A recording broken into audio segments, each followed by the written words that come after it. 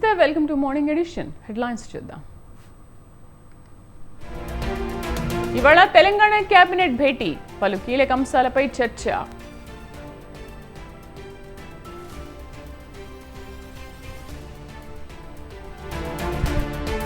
ఇవాళ క్షేత్రస్థాయి పర్యటనకు సిట్, హింసపై 2 రోజుల్లో ఈసీకి నివేదిక.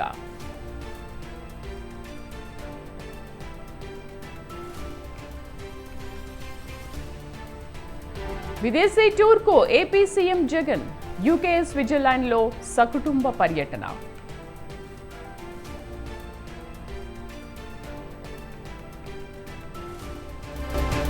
రెండో రోజు రాయ్బరేలీలో సోనియా గాంధీ, రాహుల్కు మద్దతుగా ఎన్నికల ప్రచారం.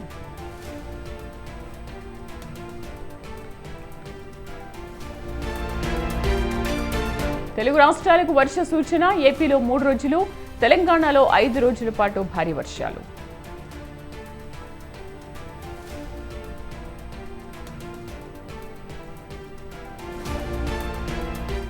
ఇవాళ సిఎస్కే వర్సెస్ బెంగళూరు కీలక పోరు, తేలనున్న 4వ ప్లే ఆఫ్స్ బెర్త్.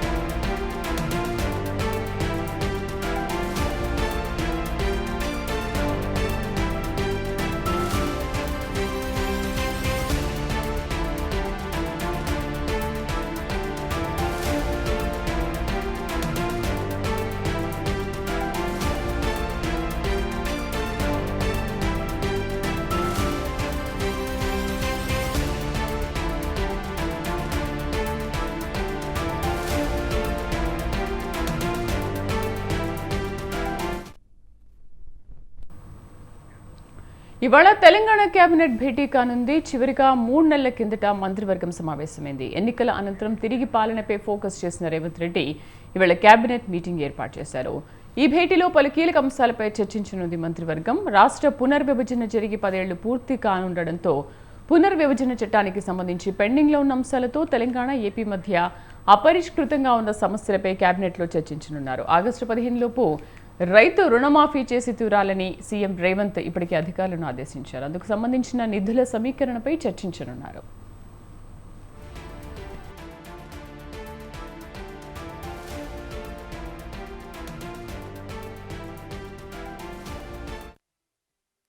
ధాన్యం కొనుగోళ్ల పురోగతిని సమీక్షించి వచ్చే ఖరీఫ్ పంటల ప్రణాళికపై కూడా కేబినెట్లో చర్చ జరగనుంది. రాష్ట్ర ఆదాయం పెంచుకునే దిశగా వనరుల సమీకరణ, ఆదాయ పెంపు, ప్రత్యామ్నాయాలపై కేబినెట్లో చర్చిస్తారు. కుంగిపోయిన మేడిగడ్డ, అన్నారం బ్యారేజీల రిపేర్లకు సంబంధించి నేషనల్ డ్యామ్ సేఫ్టీ అథారిటీ ఇటీవలే మధ్యంతర నివేదికను సమర్పించింది.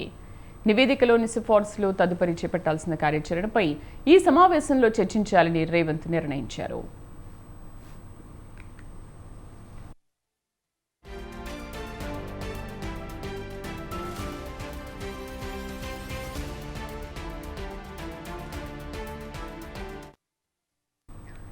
జూన్ నుండి కొత్త విద్యా సంవత్సరం ఆరంభమవుతున్న నేపథ్యంలో స్కూల్, కాలేజీల ప్రారంభానికి ముందే అవసరమైన సన్నాహక చర్యలు చేపట్టాలని భావించారు.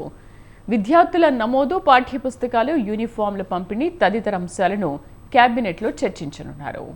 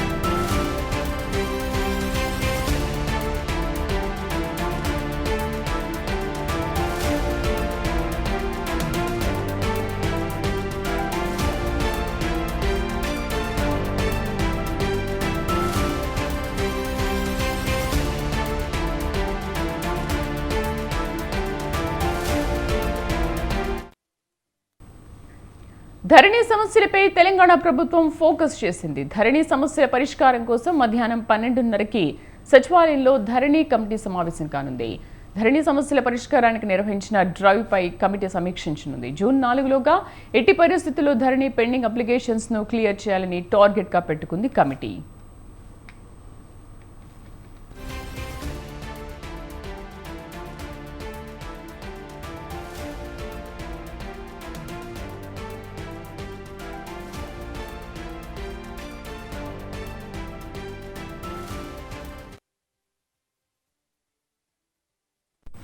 ధరణి సమస్యలపై తెలంగాణ ప్రభుత్వం ఫోకస్ చేసింది. ధరణి సమస్యల పరిష్కారం కోసం మధ్యాహ్నం 12:30కి సచివాలయంలో కమిటీ సమావేశం కానుంది. ధరణి సమస్యల పరిష్కారానికి నిర్వహించిన డ్రైవ్ పై కమిటీ సమీక్షించనుంది. జూన్ 4లోగా ఎట్టి పరిస్థితుల్లో ధరణి పెండింగ్ అప్లికేషన్స్ ను క్లియర్ చేయాలని టార్గెట్ గా పెట్టుకుంది కమిటీ. మా సీనియర్ కరెస్పాండెంట్ వేణు పూర్తి సమాచారం అందిస్తారు. వేణు, జూన్ 4లోగా ఎట్టి పరిస్థితుల్లో ధరణి పెండింగ్ అప్లికేషన్స్ అన్ని కంప్లీట్ చేయాలని చెప్పింది. కానీ అంతకు ముందు ఒక 2-3 months బ్యాక్ ఐ థింక్ అప్పుడు కూడా ధరణి సమస్యల పరిష్కారం దిశగా చాలా పెద్ద డ్రైవ్ ని చేపట్టింది. బట్ అప్పటి నుంచి కూడా ఇప్పటి వరకు అవి అపరిష్కృతంగానే ఉన్నాయా? ధరణి సమస్యలపై ప్రభుత్వం ఫోకస్ చేసింది. ముఖ్యంగా ఏదైతే గతంలో ప్రభుత్వం వెంటనే క్లియర్ చేయాలి అంటూ ప్రత్యేక డ్రైవ్ కూడా నిర్వహించడం జరిగింది. ఆ డ్రైవ్ లో దాదాపుగా 119 తప్పులతో ఏదైతే ఉన్నటువంటి ధరణి వెబ్సైట్ పోర్టల్ ని అందులో 76 తప్పులను పరిష్కరించాలని చెప్పేసి కూడా ఈ డ్రైవ్ లో భాగంగా గుర్తించడం జరిగింది. అయితే ఇప్పటికీ పలు దఫాలుగా భేటీ అయినటువంటి ఈ ధరణి కమిటీ ఈ రోజు మధ్యాహ్నం మరొకసారి సమావేశం కాబోతుంది. ధరణి సమస్యల కోసం ప్రత్యేక డ్రైవ్ నిర్వహించినటువంటి ఈ కమిటీ మొత్తంగా ఇప్పటి వరకు వచ్చినటువంటి సమస్యలు ఏంటి, అందులో తాత్కాలికంగా ఎన్ని పరిష్కరించవచ్చు, అలాగే ప్రభుత్వం విధానపరమైనటువంటి ఎలాంటి నిర్ణయాలు తీసుకోవాలి అనే దానిపైన కూడా ఈ కమిటీలో ప్రధానంగా చర్చించనున్నారు. ఇక ప్రభుత్వం ఇప్పటికే ఎన్నికల ముందే గడువు విధించింది. అయినా కానీ అనుకోకుండా ఎలక్షన్ కోడ్ రావడం వల్ల ఈ జూన్ 4లోగా ఎట్టి పరిస్థితుల్లో ధరణి పెండింగ్ అప్లికేషన్స్ ను క్లియర్ చేసేలా కూడా టార్గెట్ పెట్టుకుంది కమిటీ. మొత్తం ధరణిలో 119 తప్పులు ఉన్నట్లుగా ప్రాథమికంగా గుర్తించారు. ఇందులో 76 తప్పులను పరిష్కరించాల్సి ఉంటుందని చెప్పి కూడా ధరణి కమిటీ ఇప్పటికే ఒక నివేదిక కూడా ప్రభుత్వానికి మధ్యంతర నివేదిక కూడా ఇవ్వడం జరిగింది. ఇక ప్రభుత్వం నిర్వహించిన స్పెషల్ డ్రైవ్ తర్వాత పరిష్కారమైన 1,00,000 అప్లికేషన్లతో పాటు పెండింగ్ అప్లికేషన్ల పైన కూడా ఈ సమావేశంలో ఈ రోజు చర్చించబోతున్నారు. వేణు, ఆల్రెడీ జనవరిలో కూడా ఈ కమిటీ సమావేశమైంది. కానీ అప్పటి నుంచి అంటే ఎందుకు ఇన్ని రోజులు పడుతుంది అసలు ఈ సమస్య పరిష్కారానికి? అయితే ఇందులో ప్రభుత్వం కొన్ని విధానపరమైన నిర్ణయాలు తీసుకోవాల్సి ఉంటుంది. ముఖ్యంగా ధరణి సాఫ్ట్వేర్ లో ఏదైతే మిస్టేక్స్ ఉన్నాయో అవన్నీ కూడా మార్పులు చేర్పులు చేయాలంటే వాటన్నిటిపైన కూడా ప్రభుత్వం కేబినెట్ సమావేశంలో ఒక నిర్ణయం తీసుకొని ఆ దిశగా ముందుకు వెళ్లాల్సి ఉంటుంది. ఎందుకంటే గతంలో చట్టం చేసి ఈ ధరణి అనేటువంటి దాన్ని ప్రభుత్వం తీసుకొచ్చింది కాబట్టి ఈ కొత్త ప్రభుత్వం ఈ ధరని తీసుకొచ్చాక రైతులు ఇబ్బందులు పడుతున్నారు. ఖచ్చితంగా వారి సమస్యలు పరిష్కరించాలి అంటే కొన్ని విధానపరమైన నిర్ణయాలు కేబినెట్ లో చర్చించి తీసుకోవాల్సి ఉంటుంది. అయితే ఈ రోజు ఈ ధరణి కమిటీ సమావేశమై ఎట్టి పరిస్థితుల్లోనూ జూన్ 4లోపు పరిష్కారమయ్యేటువంటి సమస్యలు ఏంటి అనే దానిపైన కూడా ప్రభుత్వానికి ఒక నివేదిక అందించబోతుంది. సో ఈ కమిటీ అనేది విడివిడిగా ఎలా చేయాలి ఏంటి అనే విషయంపైన ఎటువంటి చర్చ జరుగుతోంది? అంటే కలిసి అధ్యయనం చేయాలా లేకపోతే గ్రౌండ్ రిపోర్ట్ ఎలా ఉంటుంది ఏంటి? ఎందుకంటే ధరణి సమస్యలపైన ఇప్పుడు చాలా ఫుల్ ఫోకస్ చేసింది కదా కాంగ్రెస్ ప్రభుత్వం. ముఖ్యంగా ఏదైతే ఈ ధరణిలో ఏదైనా సమస్య వస్తే కింది స్థాయిలో చేసే పరిస్థితి లేదు. ఏ సమస్య ఉన్నా కానీ ఖచ్చితంగా కలెక్టర్లు మాత్రమే ధరణి సమస్యలపై ఒక నిర్ణయం తీసుకోవాల్సి ఉంటుంది. ఒకవేళ ఏదైనా సమస్యను గుర్తించినప్పుడు ఖచ్చితంగా ఎవరైతే బాధితులు ఉంటారో వారు స్థానికంగా ఉన్నటువంటి ఎంఆర్ఓకి ఫిర్యాదు చేయవచ్చు. కానీ ఎంఆర్ఓ మాత్రం దీనిపై ఎలాంటి నిర్ణయం తీసుకోవడానికి వీలు లేదు. ఖచ్చితంగా కలెక్టర్ మాత్రమే నిర్ణయం తీసుకోవాల్సి ఉంటుంది. అయితే ఈ ధరణి కమిటీ కూడా కొన్నింటిని ఎంఆర్ఓలకు కూడా సరిచేసేటువంటి సౌకర్యం కల్పించాలని చెప్పి కూడా ధరణి కమిటీ కూడా భావిస్తుంది. వీటన్నిటిపైన కూడా ప్రభుత్వానికి ఇప్పటికే ఒక మధ్యంతర నివేదిక కూడా అందించింది. ఈ సమస్యలతో రైతులు బాధపడుతున్నారు.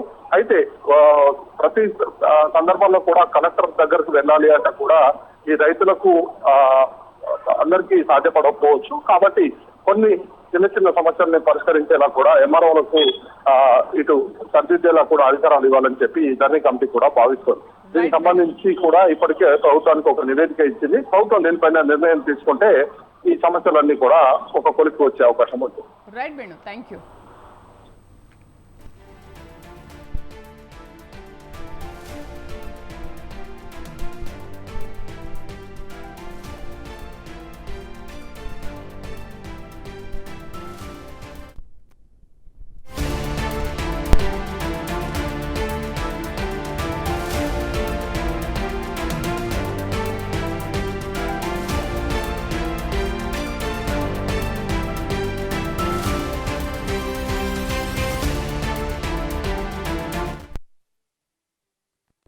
అసెంబ్లీ లోక్సభ ఎన్నికల పోలింగ్లో భాగంగా జరిగిన హింసాత్మక ఘటనలపై సిట్ దర్యాప్తు ప్రారంభించింది.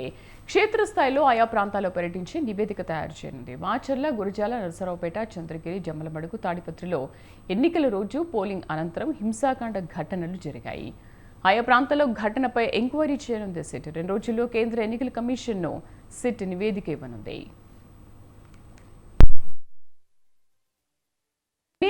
బ్రిజ్లాల్ నేతృత్వంలో 13 మంది అధికారులతో కూడిన సిట్ను ప్రభుత్వం ఏర్పాటు చేసింది.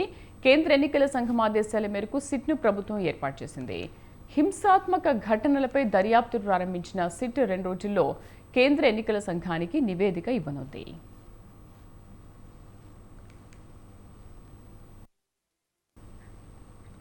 సిట్లో సభ్యులుగా ACB SP Ramadevi, additional SP Soumyalatha, ACB DSP Ramanamurthy, CID DSP Srinivasulu, ఎస్పీలు వి శ్రీనివాసరావు, రవి మనోహరాచారి, ఇన్స్పెక్టర్లు భూషణం, వెంకట్రావు, రామకృష్ణ, జిఐ శ్రీనివాస్, ఎన్ ప్రభాకర్, శివప్రసాద్లు నియామకమయ్యారు.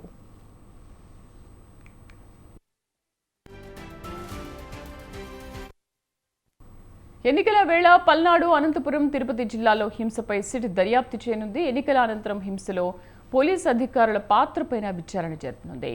2 రోజుల్లో సిట్ నివేదిక ఇవ్వాలని ఈసీ ఆదేశించింది.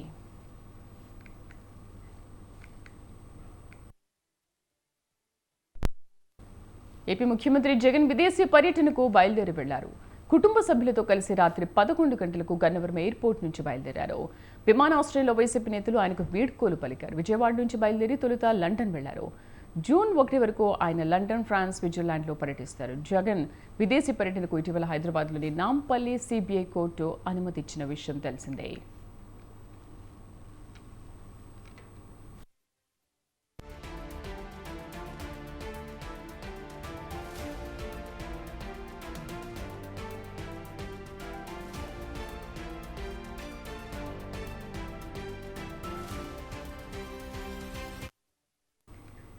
ఏపీ ఎన్నికల వేళ తీరిక లేకుండా గడిపిన జగన్ కు కాస్త విశ్రాంతి దొరికింది. మే 13న ఏపీలో ఎన్నికలు ముగిశాయి. దీంతో జగన్ విశ్రాంతి కోసం విదేశాలకు వెళ్లి రావాలని నిర్ణయం తీసుకున్నారు.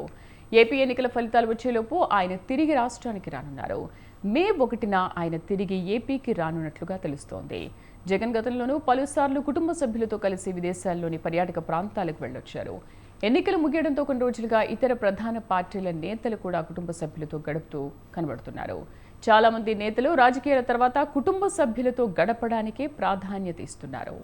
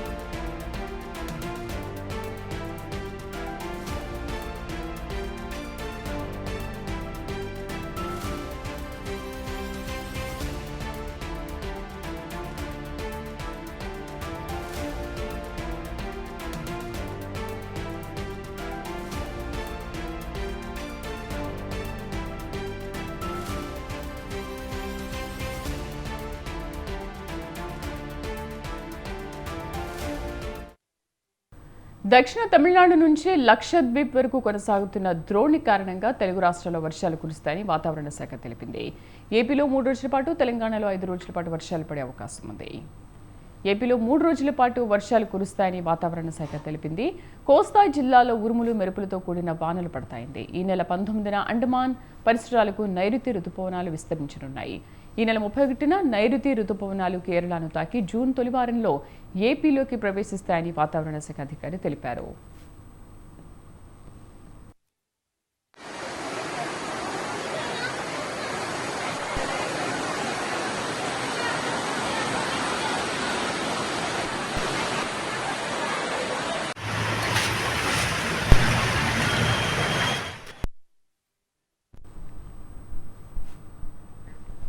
ద్రోణి ప్రభావంతో ఏపీలో పలు జిల్లాల్లో తేలికపాటి నుంచి మోస్తరు వర్షాలు కురిసే అవకాశం ఉంది. 1-2 చోట్ల భారీ వానలు పడే అవకాశం ఉంది. 2 రోజులుగా రాష్ట్రంలో వానలు పడుతూనే ఉన్నాయి. ద్రోణి ప్రభావంతో క్లౌడీ వెదర్ ఉంది. కొన్ని చోట్ల డెన్స్ క్లౌడింగ్ ఉంది, కొన్ని చోట్ల తక్కువ క్లౌడింగ్ ఉంది. ఆయా ప్రాంతాల్లో కొంచెం ఎండ వాతావరణం ఉంటుంది. దక్షిణ ఆంధ్ర, రాయలసీమలో చాలా ప్రాంతం క్లౌడీగా ఉంటుంది. సాధారణమైన టెంపరేచర్లు నమోదవుతాయి. దక్షిణ కోస్తాంధ్రలోని కొన్ని ప్రాంతాల్లో తేలిక నుంచి మోస్తరు వర్షాలు పడతాయి.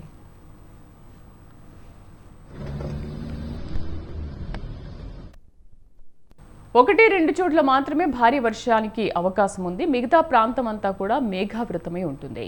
1 లేదా 2 చోట్ల మాత్రమే తేలికపాటి వర్షాలు పడే అవకాశం ఉంది. ఉత్తరాంధ్రలో క్లౌడీ వాతావరణం ఉంటుంది, ఎండ వాతావరణం కూడా ఉంటుంది. క్లౌడ్ ఫ్రీ ఉన్న చోట ఎండ తీవ్రత ఎక్కువగా ఉంటుందని వాతావరణ శాఖ అధికారి తెలిపారు. అటు తెలంగాణలోనూ 5 రోజుల పాటు వర్షాలు కురుస్తాయని వాతావరణ శాఖ తెలిపింది.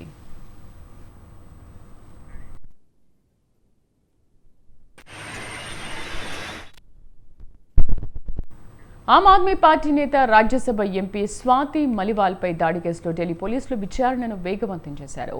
నిన్న స్వాతి మలివాల్ తనపై జరిగిన దాడిపై ఢిల్లీ పోలీసులకు ఫిర్యాదు చేశారు. ఆమెపై దాడి చేసిన సీఎం అరవింద్ కేజ్రీవాల్ పిఏ బిబవ్ కుమార్పై ఎఫ్ఐఆర్ నమోదైంది.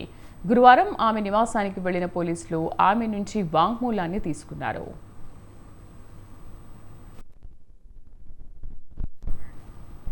ఇదిలా ఉంటే తాజాగా సాక్ష్యాలు సేకరించేందుకు ఢిల్లీ పోలీసులు ఫోరెన్సిక్ టీమ్ సీఎం కేజ్రీవాల్ నివాసానికి వెళ్లారు. దాడికి సంబంధించిన వీడియోలు సీసీటీవీలో నిక్షిప్తమయ్యే అవకాశం ఉండడంతో వాటిని ఫోరెన్సిక్ టీమ్ సేకరించింది. ఇప్పటికే దాడికి సంబంధించిన వీడియోలు సోషల్ మీడియాలో వైరల్గా మారాయి. ఎఫ్ఐఆర్ ప్రకారం అకారణంగా బిబవ్ కుమార్ తనపై దాడికి పాల్పడినట్లు స్వాతి మలివాల్ ఆరోపించారు. తనను 7 సార్లు చెంపపై కొట్టడమే కాకుండా కడుపులో, ఛాతి భాగాల్లో కాలితో తన్నారని ఆమె చెబుతున్నారు. ముఖ్యంగా దాడి జరిగిన లివింగ్ రూమ్లోని సీసీటీవీ ఫుటేజ్ని స్వాధీనం చేసుకున్నారు. మరోవైపు దాడికి పాల్పడిన కేజ్రీవాల్ పిఏ బిబవ్ కుమార్ జాతీయ మహిళా కమిషన్ ముందు నిన్న హాజరు కావాల్సి ఉన్నా హాజరు కాలేదు. రెండోసారి ఆయన్ని విమెన్ ప్యాలెస్ సమన్లో జారీ చేసింది. మరోవైపు ఘటనపై యాప్పై బీజేపీ ధ్వజమెత్తుతోంది. కేజ్రీవాల్ మౌనంగా ఉండడాన్ని ప్రశ్నిస్తోంది.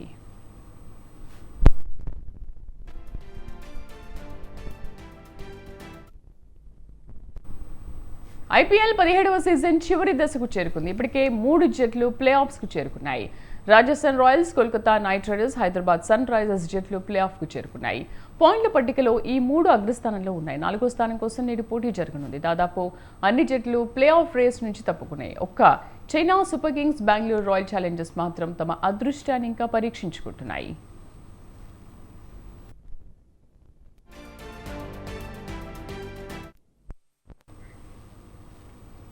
నేడు ఐపీఎల్లో చెన్నైతో బెంగళూరు తలపడుతుంది. బెంగళూరు వేదికగా రాత్రి 7:30 గంటలకు మ్యాచ్ జరగనుంది. ఈ మ్యాచ్లో చెన్నై సూపర్ కింగ్స్ గెలిస్తే నేరుగా ప్లే ఆఫ్స్కు చేరుకుంటుంది. అలా కాకుండా బెంగళూరు జట్టు గెలిస్తే మాత్రం రేపు సన్ రైజర్స్ హైదరాబాద్తో, పంజాబ్ కింగ్స్తో జరిగే మ్యాచ్లో ప్లే ఆఫ్ స్థానం ముడిపడి ఉంటుంది. అందుకే ఈరోజు మ్యాచ్ కీలకమని చెప్పాలి. ఇరు జట్లకు కావాల్సినంత మంది ఫ్యాన్స్ ఉన్నారు. వర్షం కారణంగా రద్దయితే చెన్నై సూపర్ కింగ్స్కు ప్లే ఆఫ్స్ చేరే ఛాన్సులున్నాయి. ఇరు జట్లు బలంగా ఉండడంతో మ్యాచ్ చూసే క్రికెట్ అభిమానులు ఉర్రూతలూకే అవకాశం ఉంది.